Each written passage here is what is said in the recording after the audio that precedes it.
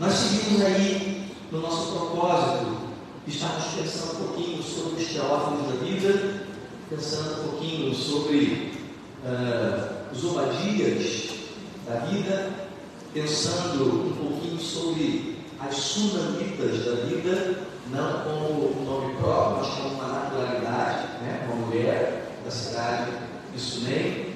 E eu fiquei pensando assim, como que essa questão de nome, como que a questão dos nomes é uma questão muito significativa, né? Quando você vai dar um nome ao filho, quando você vai planejar, né, o filho, ver os nomes, né? Eu fiquei pensando assim, como que esses nomes, os nomes dos irmãos, dos membros da nossa igreja, eles são muito significativos, né? Eu fiquei pensando assim, nós temos irmãos com nomes de apóstolo na nossa igreja. Nós temos Tiago, nós temos Paulo, nós temos Pedro, né? Os nomes são significativos. Nós temos os 4 evangelistas na nossa igreja: Mateus, Marcos, Lucas e João.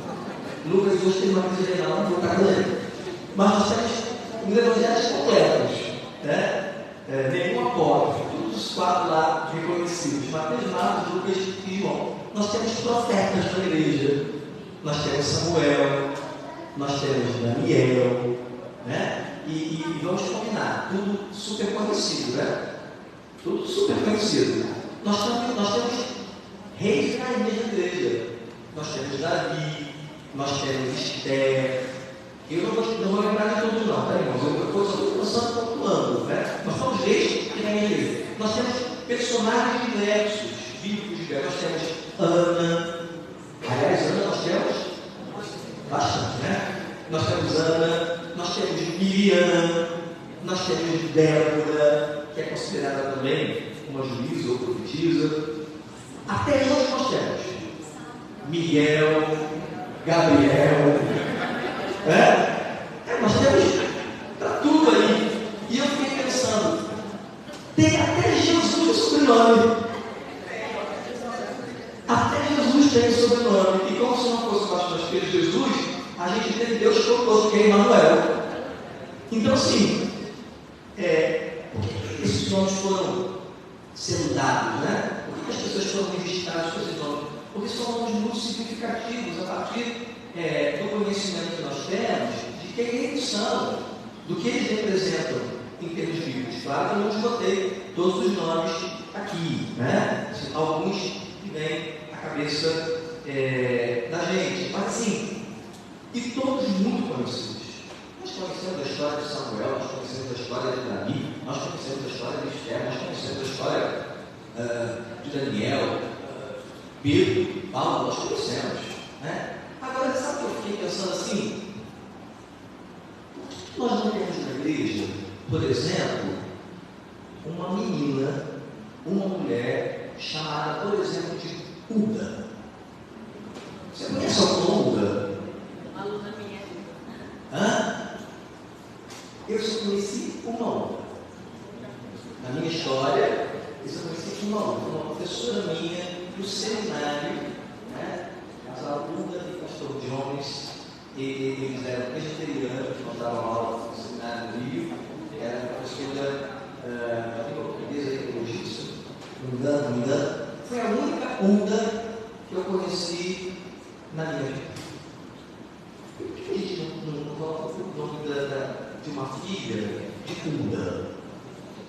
Porque talvez você nunca tenha escutado esse nome. Porque talvez você nunca tenha lido a história de Uda na Bíblia. Então, Uda, ela se encaixa, ela se enquadra naquilo que nós estamos chamando de ilustres desconhecidos, né? Uma pessoa ilustre, uma pessoa nobre, um personagem bíblico de grande relevância, mas que nós não conhecemos. E aí, eu volto para aquele desafio de pensar assim: ter a Davi como modelo para a gente talvez seja muito desafiador.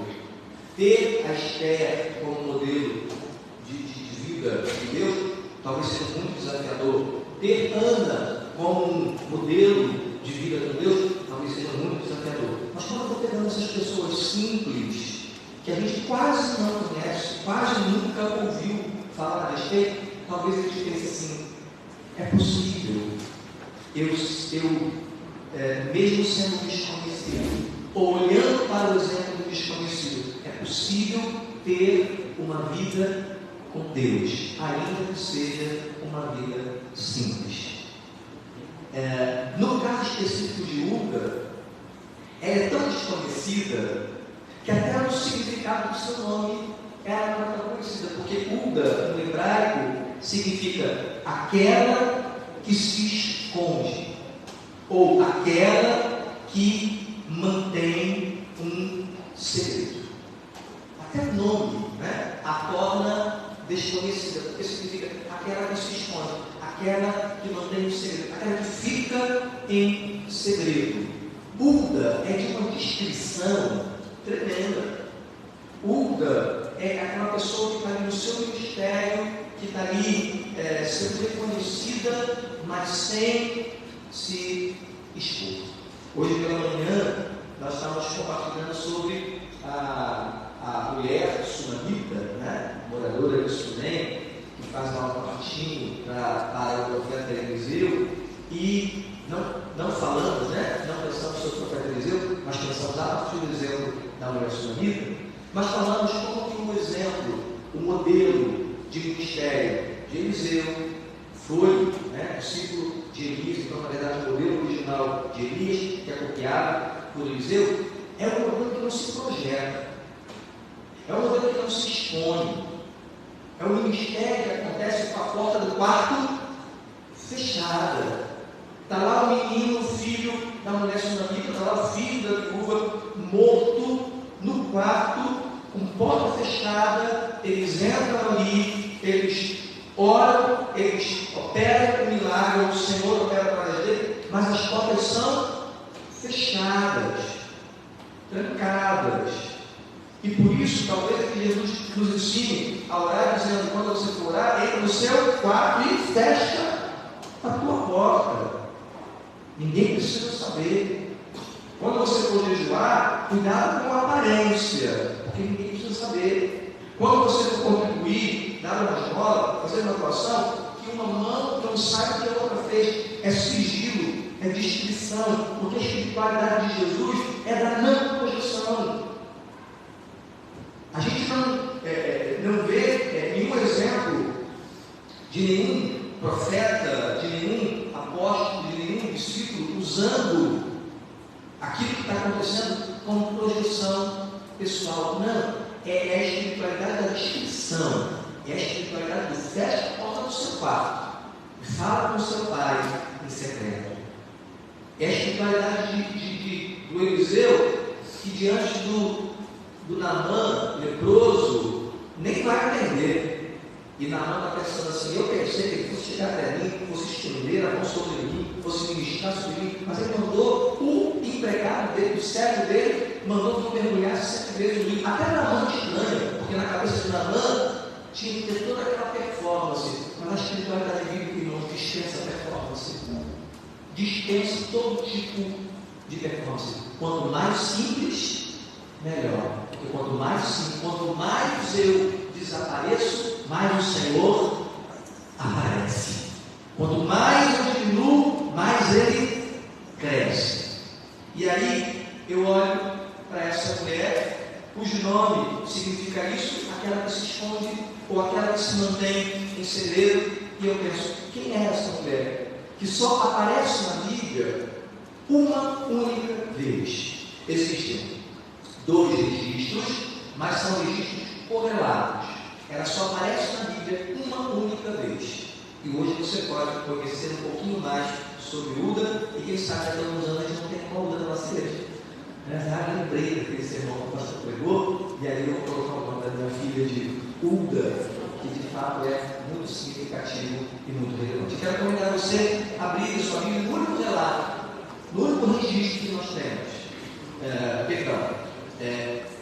Dos 2, existem 2 registros, né? Mas que dizem respeito ao mesmo relato, ao mesmo fato. Segundo o livro das Crônicas, 34, e eu vou ler, e se você desejar, você acompanha, do verso 14 ao verso de número 28. Segundo livro das Crônicas, no capítulo 14, perdão, no capítulo 34, do verso 14 ao verso 28. Só para você entender o que está acontecendo aqui, eu preciso trazer você para dentro da história. Senão a gente lê um recorte bíblico e aí a gente não compreende o que está acontecendo. Se você observar depois, no outro momento, a partir do verso 1, você vai ver que o que está acontecendo aqui é a ascensão ao trono de um dos grandes reis e reformadores de Israel, chamado Josias. Você já sabe, a essa altura da sua caminhada cristã, né? Você já sabe que nesse momento aqui, o reino de Israel está dividido: reino do norte e reino do sul, Samaria e Jerusalém. Duas tribos aqui embaixo, Judá e Benjamim, as outras lá no norte. Mas lá no norte, a coisa já descambou, né? O reino já foi tomado, a Síria já invadiu, porque lá em cima do norte, nem o rei do reino do norte andou na presença do Senhor. Era um após o outro, fazendo aquilo que era mal aos olhos do Senhor. Mas no reino do sul, a coisa era um pouco diferente. E mesmo que esse momento fosse um momento crítico na história do sul, na história dos judeus, Josias se levanta, e se levanta como um grande reformador. Com 8 anos de idade, assume o trono, e por volta dos 16 começa a reinar. Por volta dos 20 e pouquinho, ele começa a realizar em Israel uma grande reforma. Quando eu digo Israel, eu estou falando da nação que agora já não é mais uma nação inteira, né? Porque já está dividido. Mas ele se refere aos judeus do sul como Israel, enquanto nação, ou os hebreus, né? A gente está falando da mesma coisa. Então é um momento, antes de assumir ou ao assumir, é um momento que a nação, os judeus, estão totalmente afastados do Senhor. O templo está abandonado. Existem altares erguidos aos Baalins e a outros deuses.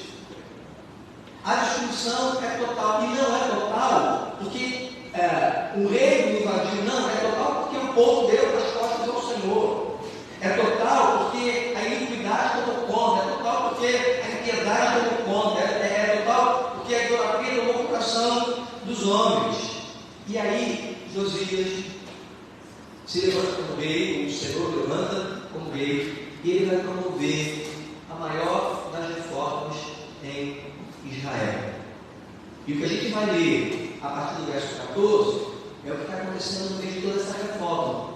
Porque uma das coisas que acontece nessa reforma é descobrir, resgatar o livro da lei, o livro da aliança, e eles voltarem àquilo que havia ficado esquecido entre Israel. O livro da aliança aqui, nós temos duas possibilidades de pensar. Ou o texto está se referindo à Torá, e o que é a Torá? A Torá é o que a gente hoje chama de Pentateuco, os 5 livros da lei: Gênesis, Êxodo, Levítico, Número e Deuteronômio, né? Os livros de Moisés. Ou, quem sabe, apenas o livro, o volume do Deuteronômio, que é o último livro do Pentateuco, e que a gente chama, tem um apelido, né? Que é a repetição da lei. Quando Moisés está ali terminando seu ministério, antes do povo atravessar o Jordão para tomar e conquistar a terra da promessa, liderados por Josué, que vai para o lugar de Moisés senta com o povo ali, perto do Jordão, e ele vai repassar toda a lei. Aquela lei que o Senhor havia dado lá a Moisés transmitiu ao povo, registrou, né? Este livro foi esquecido.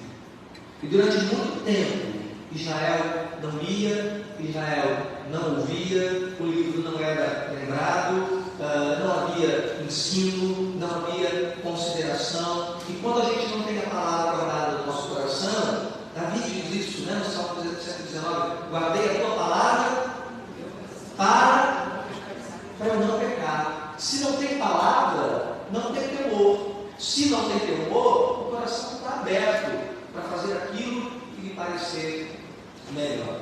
Então, durante muito tempo, esse livro foi esquecido, perdido, não há instrução, não há ensino, até que com essa reforma, o sacerdote Ilquias acha o livro, resgata o livro, traz para Josias, e aí a nossa história começa aí, a partir do verso 14. E tirando eles o dinheiro que se tinha trazido à casa do Senhor, Ilquias, o sacerdote, achou o livro da lei do Senhor, dada pela mão de Moisés. E Ilquias disse a Safã, o escrivão: achei o livro da lei na casa do Senhor. E Ilquias deu o livro a Safã. E Safã levou o livro ao rei e deu-lhe conta, dizendo: teus servos fazem tudo quanto lhes encomendou. E ajuntaram o dinheiro que se achou na casa do Senhor e o deram na mão dos superintendentes e na mão dos que faziam a obra. Além disto, Safã, o escrivão, fez saber ao rei, dizendo: o sacerdote Ilquias entregou-lhe um livro, e Safã leu nele perante o rei. Sucedeu que, ouvindo o rei as palavras da lei, rasgou as suas vestes. E o rei ordenou a Ilquias e a Aicão, filho de Safã, e a Adom, filho de Micá, e a Safã, o escrivão, e a Azarias, servo do rei, dizendo: ide, consultai ao Senhor por mim e pelos que restam em Israel e em Judá, sobre as palavras deste livro que se achou, porque grande é o furor do Senhor que se derramou sobre nós, porquanto nossos pais não guardaram a palavra do Senhor para fazerem conforme a tudo quanto está escrito neste livro. Eu quero voltar ao verso 21. O livro é achado, Josias escuta sobre o livro, rasga as suas vestes e ele diz: ide, consultai ao Senhor por mim. Guarda essa expressão: consultem ao Senhor por mim e pelos que restam em Israel e em Judá, sobre as palavras deste livro que se achou, porque grande é o furor do Senhor que se derramou sobre nós, porquanto nossos pais não guardaram a palavra do Senhor para fazer conforme a tudo quanto está escrito neste livro. Então, verso 22, Ilquias e os enviados do rei foram ter com a profetisa Hulda. E aí ela aparece pela primeira vez. Então Ilquias e os enviados do rei foram ter com a profetisa Hulda, mulher de Salum, filho de Tocache, filho de Aras, guarda das vestimentas, e habitava ela em Jerusalém, na segunda parte, no distrito novo, numa região nova, e falaram-lhe a esse respeito. E ela, Hulda, lhes disse: assim diz o Senhor, Deus de Israel: dizei ao homem que vos enviou a mim, assim diz o Senhor: eis que trarei mal sobre este lugar e sobre os seus habitantes, a saber, todas as maldições que estão escritas no livro que se leu perante o rei de Judá, porque me deixaram e queimaram incenso perante outros deuses, para me provocarem a ira com todas as obras das suas mãos. Portanto, o meu furor se derramou sobre este lugar e não se apagará. Porém, ao rei de Judá, que vos enviou a consultar ao Senhor, assim lhe direis: assim diz o Senhor, Deus de Israel, quanto às palavras que ouviste, porquanto o teu coração se enterneceu e te humilhaste perante Deus, ouvindo as suas palavras contra este lugar e contra os seus habitantes, e te humilhaste perante mim, e rasgaste as tuas vestes, e choraste perante mim, também eu te ouvi, diz o Senhor. Eis que te reunirei a teus pais, e tu serás recolhido ao teu sepulcro em paz, e os teus olhos não verão todo o mal que hei de trazer sobre este lugar e sobre os seus habitantes, e tornarás com esta resposta ao rei. Josias lê a palavra e ele está entendendo o que está acontecendo e vai acontecer. Há aqui, já nas palavras da profetisa, uma palavra a respeito daquilo que vai acontecer em relação ao reino do sul, semelhante ao que já aconteceu ao norte. Os babilônicos vão se levantar, vão tomar a cidade, vão destruir a cidade, e é a mesma coisa que o profeta Jeremias está pregando, é a mesma coisa que o profeta Sofonias está pregando, porque Hulda é contemporânea de Jeremias e de Sofonias. Então, esses profetas estão profetizando, anunciando, chamando a atenção do povo para aquilo que vai acontecer. Então, quando Josias lê a palavra e reúne Ilquias e Safã e diz: olha, consultem ao Senhor. Eu quero entender o que a gente está lendo aqui. Eu quero entender que palavra é essa para nós. Esses homens vão até Hulda e Hulda diz: olha, o Senhor vai destruir, o Senhor vai visitar a iniquidade que o povo deixou ao Senhor, mas diz ao rei que ele termina os seus dias em paz.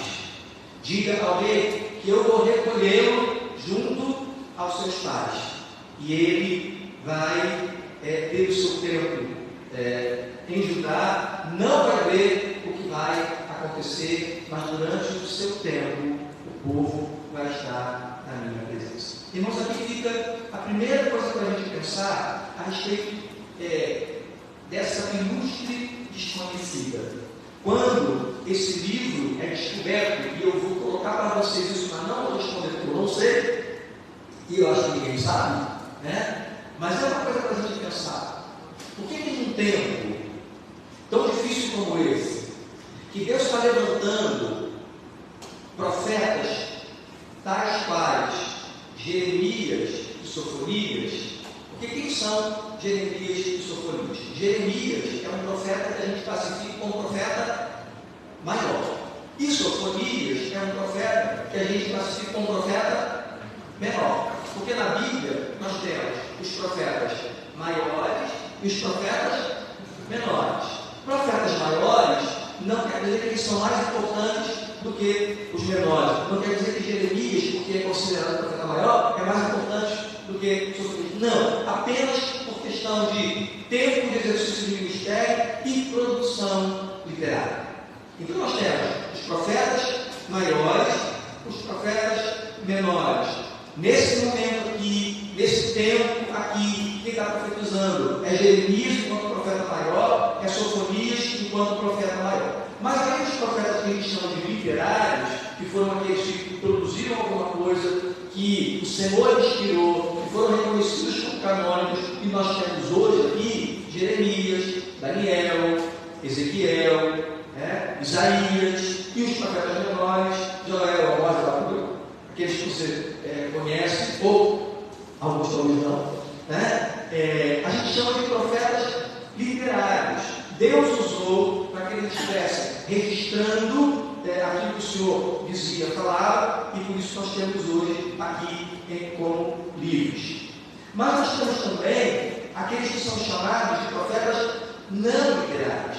Foram aqueles que profetizaram em determinado momento, Deus usou em determinado momento, mas nada foi registrado, nada foi produzido enquanto literatura profética, ou não foi reconhecido como inspirado para compor o cano que a gente tem hoje. Hulda é uma profetisa considerada não literária. Deus a usou, e a prova é que a gente tem esse registro aqui. Deus a usou, Deus falou através dela, mas ela não deixa nada registrado para que nós hoje tivéssemos acesso àquilo que ela falou. E aí, é uma questão para a gente. Quem é essa mulher que, quando Josias pede para consultar consultar o Senhor, não vai consultar Jeremias. Quem é essa mulher que, quando o rei pede que o Senhor seja consultado através de um profeta, quem é essa mulher que recebe, que ocupa esse lugar, e não Sofonias? Porque talvez a nossa escolha fosse ter mais conhecido. Talvez eu quisesse ouvir Jeremias. Talvez eu quisesse ouvir Sofonias. E o que eu estou colocando aqui como questão, não denigre a imagem, nem de Jeremias e nem de Sofonias. Mas apenas para a gente pensar, por que é que Deus escolhe inimigos desconhecidos? Por que é que Deus escolhe aquele que está escondido em segredo? Por que é que Deus escolhe aquele que não se expõe? Por que é que Deus escolhe aquele que está ali vivendo numa cidade, num distrito, a parte de Jerusalém, e Deus nesse momento move o coração dele para que ele envie homens para consultar alguém que fale da parte do Senhor? E por que não é um conhecido? Eu não sei. Eu confesso ao mesmo que a gente não tem essa resposta, né? Por que foi Uda e não foi Jeremias? Por que foi Uda e não foi Sofonias? Ou um outro profeta qualquer? Eu não sei. Mas eu quero olhar para a vida dessa mulher e quero pensar que talvez algumas coisas poucas que nós temos a respeito dela, que eu tenho dela, é isso que está aqui. Talvez eu possa entender que algumas das suas características fez com que Josias lembrasse dessa mulher, pensasse nessa mulher e quisesse consultar ao Senhor a partir dessa mulher. E a primeira coisa que a gente olha e vê na vida de Uda é como essa mulher tem coragem. Como essa ilustre desconhecida tem coragem. Coragem em que sentido? Coragem de quê? Coragem de dizer aquilo que tem que ser dito. Essa mulher tem coragem de falar a autoridade política. E quem é a autoridade política aqui? A autoridade política aqui é Josias. Essa mulher tem coragem de dizer ao rei aquilo que o Senhor está determinando, porque assim diz o Senhor. Essa mulher tem a coragem de dizer ao rei, à autoridade política, aquilo que precisa ser dito. E me parece, irmãos, que isso já coloca a gente assim, num lugar muito delicado, né?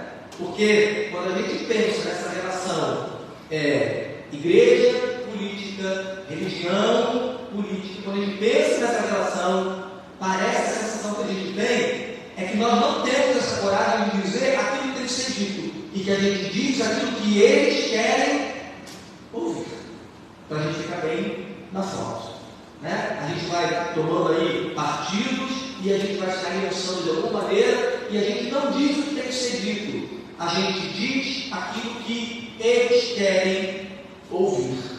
Essa mulher tem coragem de dizer o que tem que ser dito à autoridade religiosa, porque se Josias é a autoridade política e o Quias, enquanto sacerdote, é a autoridade religiosa. É ele que cuida do templo, é ele que está lá no templo, é ele que escolhe o livro da lei, é ele que apresenta ao rei. Ele está aqui na figura do sacerdote como autoridade religiosa. Quem é, então, Uda, senão uma mulher que tem a coragem de dizer até aquele que é uma autoridade religiosa aquilo que precisa ser dito? Porque o fato de eu ocupar um lugar de autoridade nesse sentido não quer dizer que eu tenha toda a razão.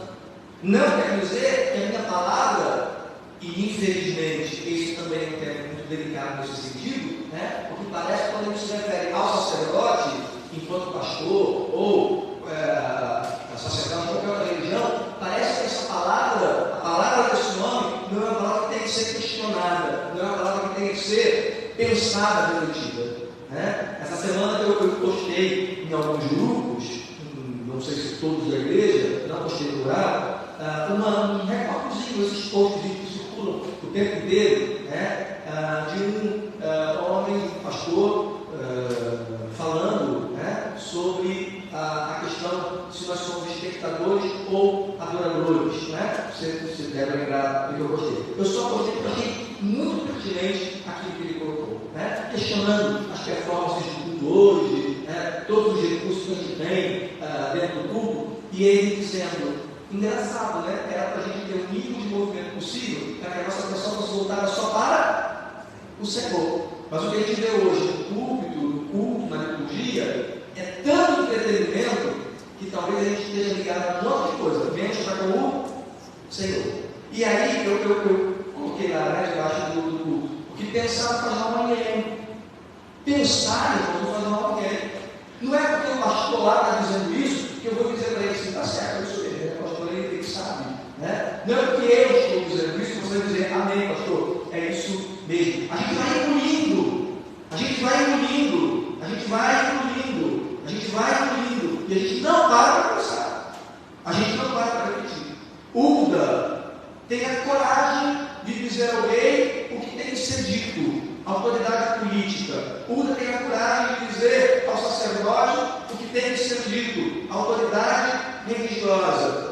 Ela está falando da parte de Deus e ela tem coragem de dizer aquilo que tem que ser dito. Mas eu não estou falando aqui para ofertas profetivas, né? Até porque se a gente fosse trazer isso para a nossa realidade hoje, pensando no ofício profético, seria bem diferente, ou é bem diferente, do que era aqui nesse momento. Né? A gente hoje pensa no profeta não naquele caráter preditivo, mas a gente pensa no profeta no caráter querigmático, no caráter daquele que profere a palavra de Deus. Né? Não daquele que fala a respeito do que vai acontecer, não daquele que prevê o que vai acontecer. Não. Quando a gente fala de profeta na linguagem do Novo Testamento, Deus deu à igreja, entre outras coisas, profetas, é aquele que prega a palavra, aquele que explica a palavra, aquele que expõe a palavra. Então, eu estou falando aqui nessa noite para homens e mulheres enquanto profetas ou profetas nesse sentido. Até posso pensar naquele que tem uma palavra. Mas eu não quero pensar nisso. Eu quero pensar na coragem de Uda de falar aquilo que tem que ser dito, trazendo para a nossa vida, para uma vida simples com Deus, onde eu tenha a coragem de falar, de tratar aquilo que tem que ser dito e tem que ser tratado. E às vezes, quando a gente pega essa coragem, dentro de casa, nos relacionamentos, nas situações da vida, onde a gente vai se esquivando e vai se intimidando, e a gente não expõe, não fala, não trata aquilo que tem que ser dito, aquilo que tem que ser falado, aquilo que tem que ser tratado. E é claro que nós lembramos daquela exortação do apóstolo Paulo a Timóteo, quando ele diz: Deus não nos tem dado espírito de medo, covardia, temor, mas ele tem nos dado espírito de ousadia, ele tem nos dado espírito de coragem. Paulo está dizendo a Timóteo, um pastor jovem, que está vivendo uma situação tão complicada na igreja, que Paulo está dizendo para ele: tenha coragem. Tenha coragem de falar o que tem que ser falado, tenha coragem de tratar o que tem que ser tratado, tenha coragem de dizer o que tem que ser dito. Não fique preocupado se você vai desagradar. Fale, trate aquilo que tem que ser tratado. Coragem, porque esse é o espírito que Deus tem nos dado. Uda é essa pessoa que tem coragem diante da autoridade política, diante da autoridade religiosa. Ela fala aquilo que tem que ser falado. Mas há uma outra característica de tudo que a gente pode perceber aqui, de uma maneira tão autêntica, sem nenhuma preocupação se ela está desagradando ou não aqueles que estão ouvindo. Eu não estou falando aqui que Uda é uma pessoa indelicada, não é isso que eu estou dizendo. Que Uda é uma pessoa em nome da verdade, eu vou ser delicado com todo mundo e vou dizer o que todo mundo tem que ouvir, ou o que eu acho que todo mundo tem que ouvir. Não, Uda não é uma pessoa delicada, ela só é uma pessoa inteira. Ela só é uma pessoa íntegra. Ela não faz política de boa vizinhança. Vou agradar o rei, vou agradar o sacerdote. Ela não toma partido segundo os seus interesses. Ela não cola com um porque é interessante para ela. Ela é igual, e isso é que eu chamo de autenticidade, ela é o que ela é, independente das gerações, independente de quem seja. Uma mulher simples, desconhecida, que vive em segredo, mas que não tem nenhuma preocupação de querer se valer dessas relações para se projetar, para se promover. Ela é uma mulher que tem coragem, é uma mulher inteira naquilo que ela faz e, por último, é uma mulher que tem uma relevância tremenda e que tem uma influência tremenda, porque o que você vai ter aí a partir do verso 29, que nós não lemos, é o resultado da palavra dela a Josias, ao rei, através desses homens que foram perdoados. Depois que ela diz isso, assim diz o Senhor, Ele vai visitar a iniquidade, Ele vai visitar a impiedade. Depois que ela diz isso, ela diz para o rei que o Senhor vai consolar o seu coração, que ele vai ser recolhido em paz, que o Senhor está olhando para ele, vendo tudo que ele está fazendo. Depois que essa palavra chega ao rei, o que é que ele faz? Ele reúne todo o povo. E aí, de fato, começa a grande reforma espiritual em Israel, especialmente no Reino do Sul. O poder que essa mulher tem, com a vida que ela tem, de ser escutada, de ser considerada, da sua palavra ser respeitada, dela ter credibilidade, ao ponto de influenciar a autoridade política a promover em Israel uma grande reforma. Josias chama todo mundo, Josias traz o povo à reflexão, Josias restaura o culto em Israel, Josias restaura as festas em Israel, Josias chama o povo à presença do Senhor, derruba os altares, restaura o culto e a adoração ao Senhor. Uma vida simples, irmãos, mas que tem um grande poder de influenciar as pessoas, porque a gente influencia, querendo ou não querendo, nós vamos influenciar, às vezes negativamente, e às vezes positivamente. A gente está sempre ensinando alguma coisa, às vezes por um exemplo negativo e às vezes por um exemplo positivo. Uda é essa mulher desconhecida, que fica no segredo, que fica escondida, mas que tem o poder de fazer com que homens hierarquicamente acima dela escute o que ela está dizendo, considere o que está dizendo, porque reconhece a vida que ela tem, reconhece quem ela é diante do Senhor. Uma ilustre desconhecida, mas com uma vida simples com Deus, uma vida simples revelada através da coragem de tratar o que tem que ser tratado, de falar o que tem que ser falado, de dizer o que tem que ser dito. Uma vida simples, mas de verdade, de autenticidade, de integridade, da maneira como ela se coloca. Uma vida simples, mas relevante, que faz diferença onde ela se encontra. Muito mais do que o nome, que o Senhor nos dê a graça, porque isso não é só para as mulheres, muito mais que o nome, que o Senhor nos dê a graça de sermos visitados por esse Espírito, que o Senhor nos dê a graça de termos homens e mulheres, ainda que desconhecidos, mas que façam a diferença que essa mulher fez no seu tempo e diante da sua realidade. Tenha coragem de ser o que Deus quer que você seja. Tenha coragem de ser exatamente aquilo que Deus quer que você seja, aonde você estiver.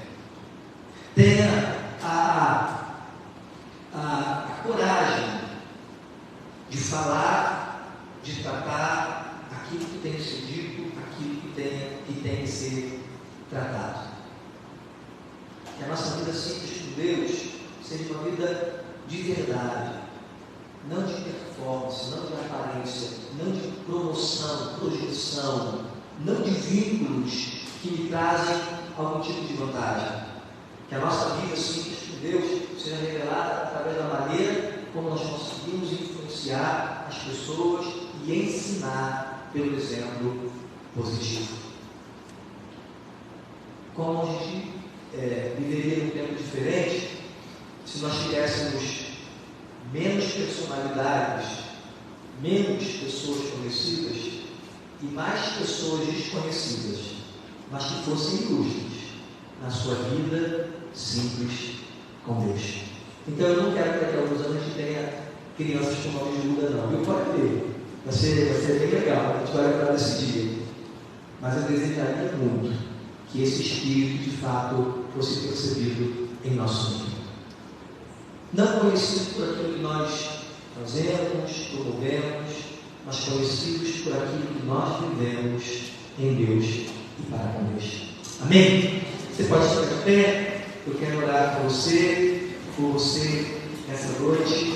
Enquanto o ministério chega aqui e a gente adora ao Senhor mais uma vez. Pai, nós louvamos o Teu nome, porque o Senhor nos trouxe até aqui. E é muito bom podermos estar juntos aqui em gratidão, em louvor e adoração.